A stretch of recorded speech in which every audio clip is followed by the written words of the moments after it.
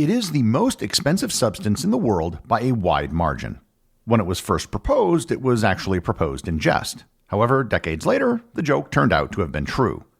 It's a fundamental part of the universe, and by all accounts, it should be everywhere.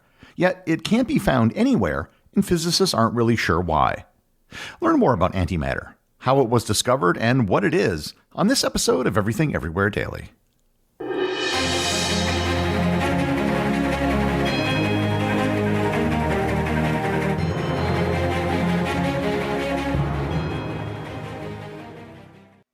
If you're a fan of workplace comedies such as The Office or Parks and Recreation or satire like The Onion, then I have a podcast that I think you'll like.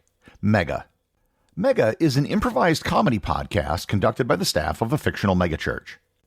Each week, hosts Holly Laurent and Greg Hess are joined by a guest to portray characters inside the colorful world of the Twin Hills Community Church, which they describe as a megachurch with a tiny family feel. The result is a sharp-witted and hilarious look into the world of commercialized religion, and the podcast has acquired devoted fans from all walks of life, regardless of religious affiliation. So, if you want a good laugh, I suggest you go and check out Mega. You can find Mega on Apple, Spotify, or wherever you listen to podcasts. This episode is sponsored by Noom. Noom is changing the game with weight management. You know how a lot of weight programs out there focus on what you eat? Well, Noom is using science to help you understand why you eat, and that's a big difference. Noom helps you understand the science behind your eating choices and why you have those cravings. And the best part is that you decide how Noom fits into your life, not the other way around. Noom takes a psychology-based approach that helps you build better habits and behaviors that are easier to maintain. So, if you're one of those people who feels like food controls them, then you're going to love Noom's psychology-based approach to weight management. Noom's personalized courses are easy to follow and will help grow your confidence with tools that you can put into practice on day one. They'll give you the knowledge and wisdom you need to make informed choices about what you eat. Based on a sample of over 4,000 Noom users, 98% say Noom helps change their habits and behaviors for good. Sign up for your trial today at Noom.com. That's Noom.com to sign up for your trial today. Most of you have probably at least heard of antimatter. Antimatter isn't something out of science fiction, although it might be used in science fiction stories.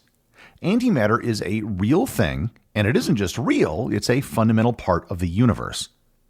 Before I go into exactly what antimatter is, I should give the very interesting story of how antimatter was discovered. Back in the 19th century, matter and the structure of the atom still weren't understood. Radiation hadn't yet been discovered, and nobody knew that atoms had a nucleus, let alone about subatomic particles like protons or electrons. There were several theories put forward about the nature of matter during this time, which included theories of negative matter and the ether, which were all debunked rather quickly. The first use of the term antimatter occurred in 1898 when the German-British physicist Arthur Schuster wrote 2 letters to the science journal Nature where he was just kind of spitballing ideas. The letters were not intended to be a serious scientific theory.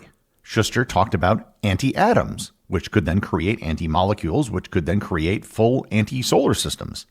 He also wondered if such antimatter would create a type of anti-gravity, which would repel normal matter, and he also proposed that such antimatter would annihilate regular matter if it came into contact with it. His letter, which was written decades before physicists actually proposed and could prove actual antimatter, ended up being extremely insightful, even if his ideas about anti-gravity turned out to be wrong. In the first decades of the 20th century, there was an explosion in knowledge about the workings of the atom, radioactivity, and subatomic particles. Quantum physics was developed, and we gained a better understanding of what exactly made up matter. But it wasn't until 1928 that our current understanding of antimatter began to develop. Paul Dirac, one of the founders of quantum physics, realized that the Schrödinger wave equation could allow for the existence of anti-electrons, or electrons with a positive charge instead of a negative charge. In 1932, American physicist Carl Anderson proved the existence of anti-electrons when he was studying cosmic rays, for which he received the 1936 Nobel Prize in Physics. He dubbed these new anti-electrons positrons. Eventually it was discovered that all elementary particles have a type of symmetry. In addition to positrons, there were antiprotons as well that had a negative charge. Not only did these antiparticles have the opposite electrical charge, but they also exhibited other opposite quantum properties as well. Despite being the opposites of each other, they would have the same mass and otherwise behave in exactly the same way.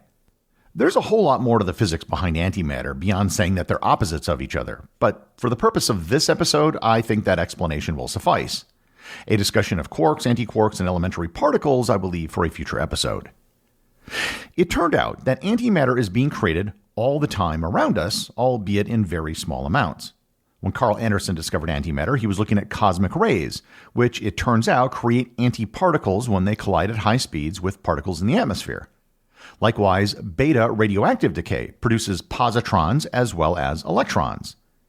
It's possible to recreate the high-speed collisions of cosmic rays in particle accelerators, which can also create antiparticles.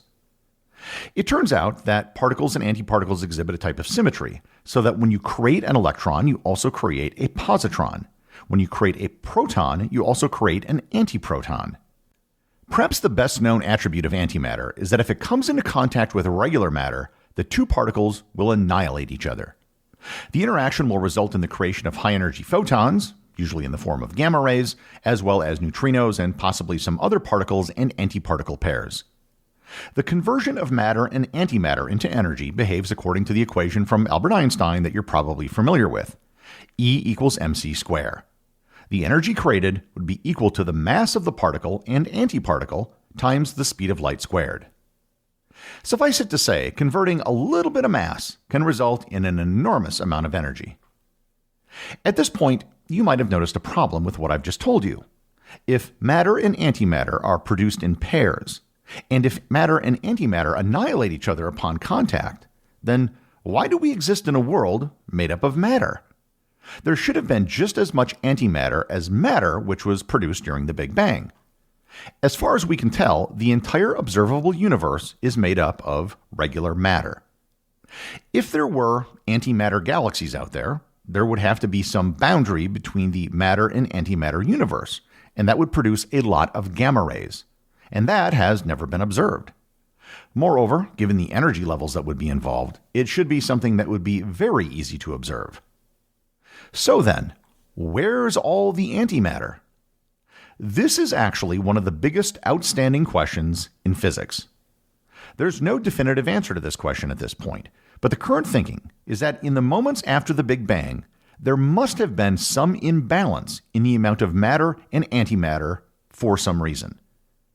What caused this imbalance is unknown, but when the particles and antiparticles annihilated each other, there must have been particles left over.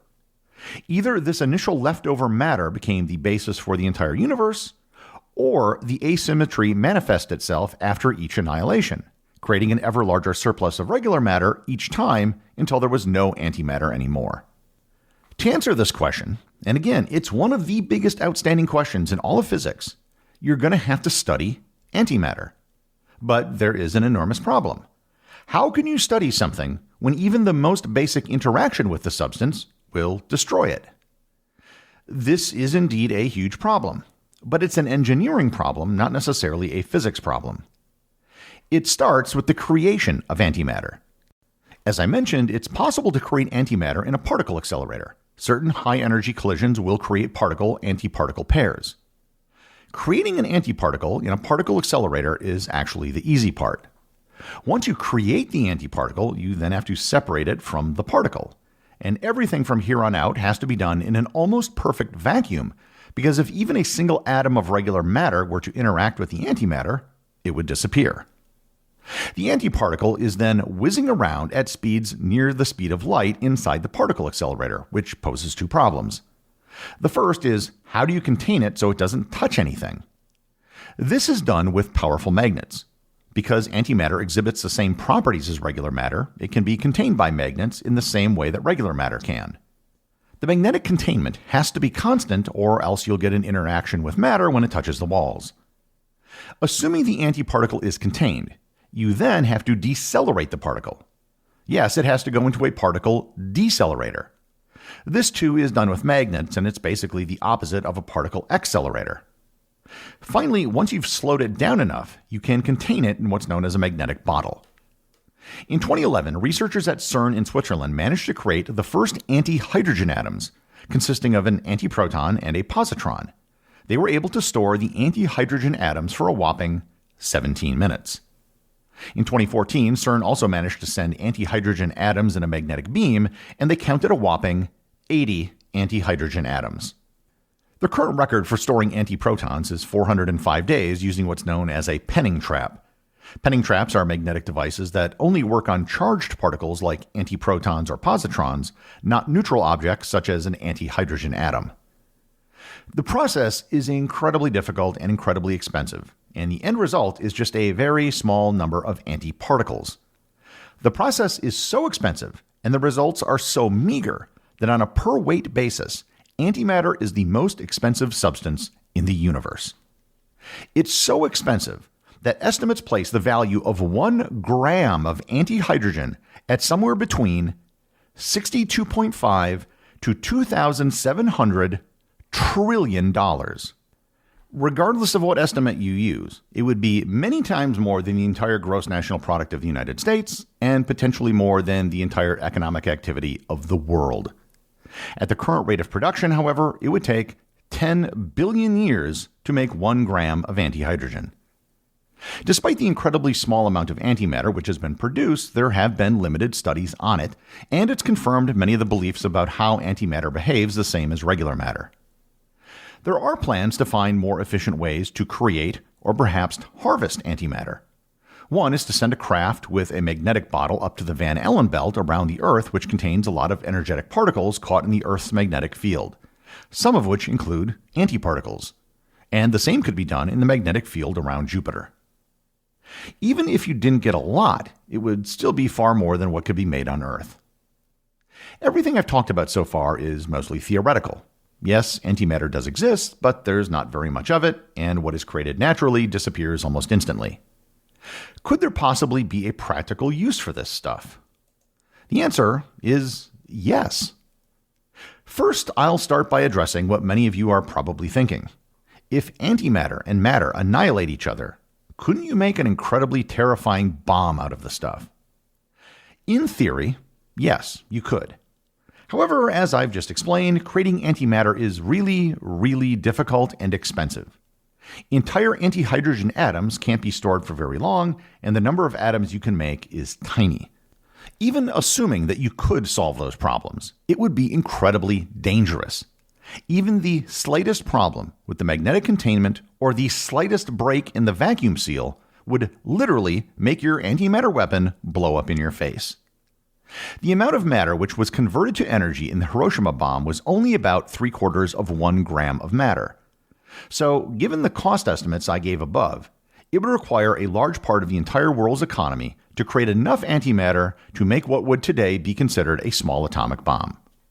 So, this is something that I wouldn't lose any sleep over. But what if you didn't have to store any antimatter? What if you could just somehow use it as it was being created? Well, it turns out that you not only can use antimatter, but it's actually pretty common. It's used in what is known as a PET scan.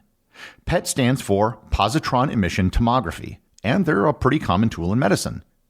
In a PET scan, the patient will ingest a small amount of radioactive substance that undergoes beta decay that will emit a positron. The positron is immediately annihilated and then emits gamma rays. Detectors surrounding the patient capture these gamma rays, allowing the construction of three-dimensional images that reveal the distribution of the tracer and provide insights into cellular and metabolic processes. PET scans are used in a host of medical treatments, including cancer, heart disease, and infectious disease. There is still an enormous amount that we don't know about antimatter, and much of our ignorance is due to the difficulty in studying it. Nonetheless, antimatter is a real thing, and it's a fundamental part of our universe. Even if we don't know why there isn't more of it than there should be. The executive producer of Everything Everywhere Daily is Charles Daniel. The associate producers are Thor Thompson and Peter Bennett.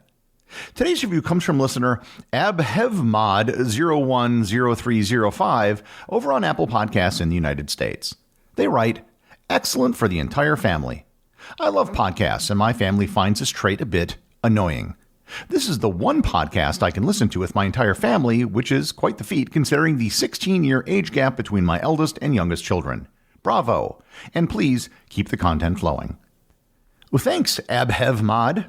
You probably know the old adage, the family that plays together stays together. And in this case, of course, I'm referring to playing Everything Everywhere Daily. Keeping families interested and children preoccupied since 2020.